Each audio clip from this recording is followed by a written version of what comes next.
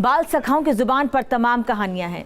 कोई खेत खलिहान के किस्से सुना रहा है तो कोई उनकी बातों को याद करते करते सालों साल पीछे चला जाता है।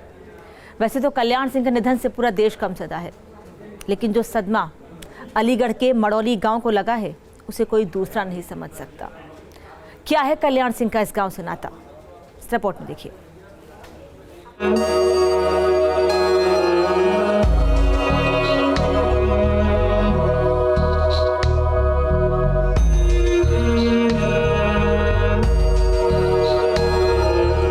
गांव गमगीन है, हर आंख नम है। बाबूजी के बाल सखाओं के आंखों में आंसू नहीं रुक रहे।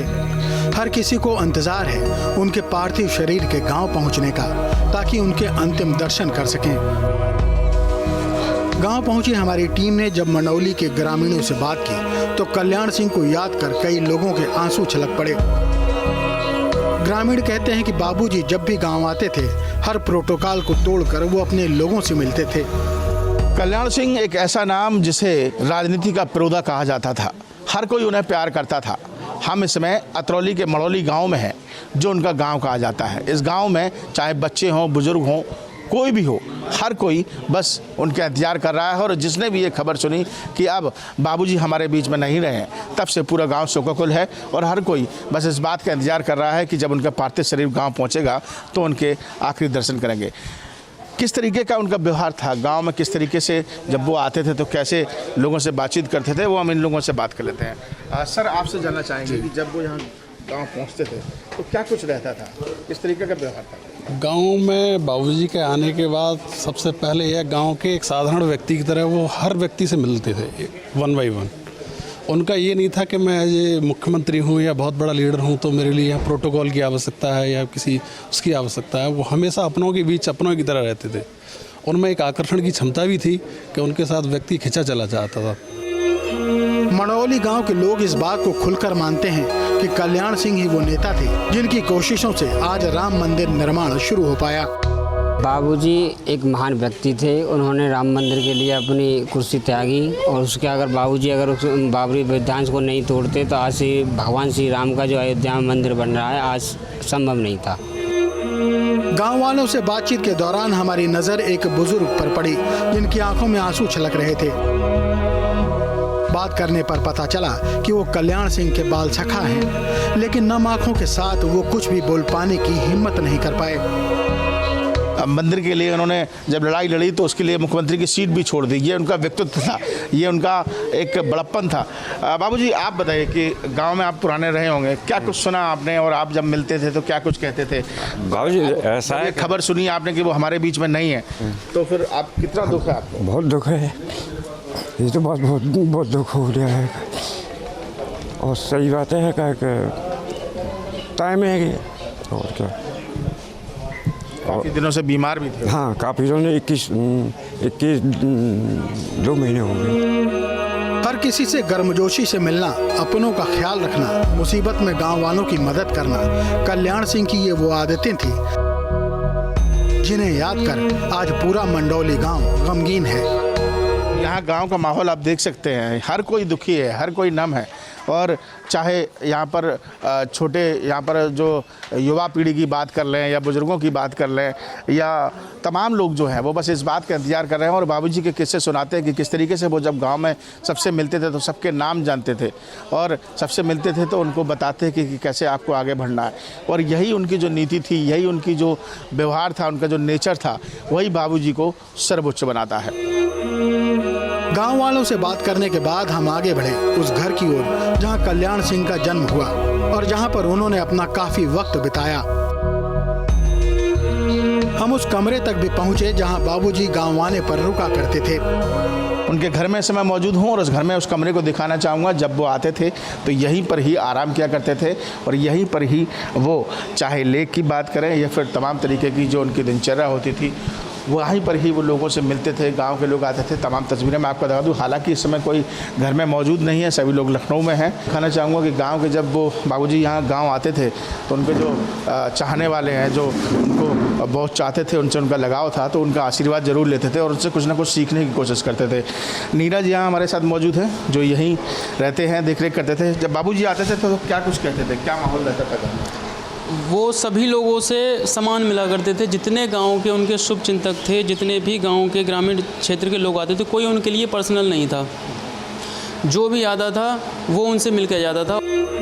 कल्याण सिंह के घर से जब हम वापस लौट रहे थे तभी हमारी मुलाकात उनके चचेरे भाई डीसी लोधी से हुई। उन्होंने बचपन के किस्सों को याद करते हुए हमें कई ऐसे किस्से शेयर किए जो बाबूजी के व्यक्तित्व को बखूबी जस्टिफाई करते हैं। हम इस समय उनके गांव मड़ौली में मौजूद हैं। उनके चचेरे भाई इस समय हमारे साथ मौजूद है, डीएस लोधी जी, और हम इनसे जानने की कोशिश करेंगे क्योंकि सबसे ज़्यादा अगर साथ इस गांव में किसी से रहा है तो वो इन्हीं से ही रहा है। क्या कुछ कहना चाहते हैं उनके बारे में? ज़रा मुझे उनकी कहानी किससे बताइए कि बचपन से लेकर उनका व्यवहार कैसा था।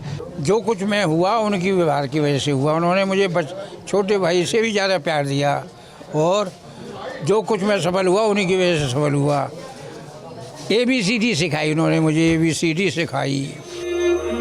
कल्याण सिंह सफल नेता ही नहीं बल्कि कुशल शिक्षक और एक अच्छे किसान भी थे। गन्ने की खेती में उनका कोई सानी नहीं था। किसानी के बारे में आपने बताया कि अच्छे किसान थे वो। हाँ, खेती तो उन्होंने गांव में टॉप की करके दिखाई। गन्ना की खेती ऐसी करके दिखाई कि कोई नहीं कर पाया।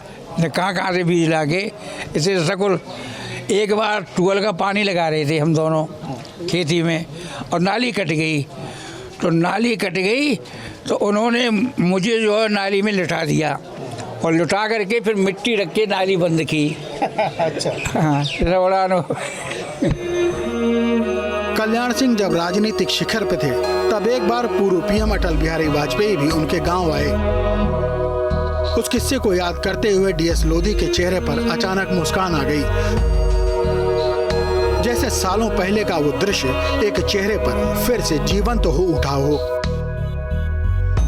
वाजपेयी जी भी एक बार आप आए थे तो जरा यहाँ पर पहुँचे थे। मैं आपके चेहरे की खुशी देख सकता हूँ। वाजपेयी जी मंच पे थे, मुझे मंच पे बुलाया गया और भाई साहब ने मुझे, कल्याण सिंह जी ने उन्हीं की कविता पढ़ के सुनवानी पड़ी गई। मुझे सुना भैया इस कविता को। जरा दो लाइन सुनाइए आप, हम भी सुनना चाहते हैं, दर्शक भी सुनना चाहते हैं आपसे। वो दो लाइन यही थी, अटल चुनौती अखिल विश्व को बुरा भला चाहे जो माने, खड़े हुए रात बस सीना ताने। बड़ी लंबी कविता भैया। और लेकिन ये दो पंक्तियां ही बहुत ज़्यादा मायने रखती हैं इस बात के लेकर। मंडौली गांव सिर्फ उनकी जन्मभूमि ही नहीं बल्कि कर्मभूमि भी है, जहां से उन्होंने अपने राजनीति की शुरुआत की। उनके शुरुआती संघर्ष को जानने के लिए हम उस जगह पहुंचे जहां पर बैठकर कल्याण सिंह ने अपने सियासी सफर की शुरुआत की। हम उस चौबारे पर जा पहुंचे हैं जहां से उन्होंने राजनीति शुरू करी। यहीं से ही भी चुनाव की पर्चियां काटते थे और नई युवा पीढ़ी के साथ साथ जो पुराने लोग थे उनके साथ किस तरीके से उनसे दिनचर्या रहा करती थी, कैसे राजनीति की बातें वो सीखे और कैसे वो आगे बढ़े, ये सब बात करते हैं हम इन्हीं गाँव वालों से। दावत का बड़ा शौक था उनको। दावत का कल्याण सिंह जब जाते थे तो क्या होता था जब जाते थे? जब दावत में जाते थे हाँ, बैठ के और पालती मार के और 8-10 सकोरा पीते थे। तो और लोग कहते थे कि भाई किस चीज़ का सकोरा क्या पीते थे? क्या? दही बूरा। अच्छा, दही बूरा। दही बूरा, हाँ।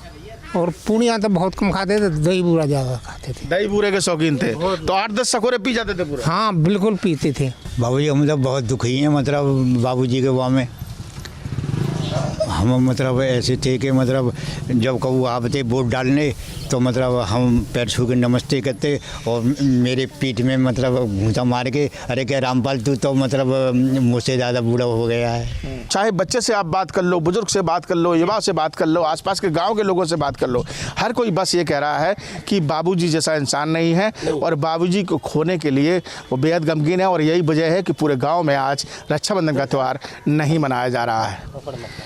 वीडियो जर्नलिस्ट मनोज के साथ अलीगढ़ से विनीत दुबे, न्यूज़ स्ट्रीट उत्तर प्रदेश।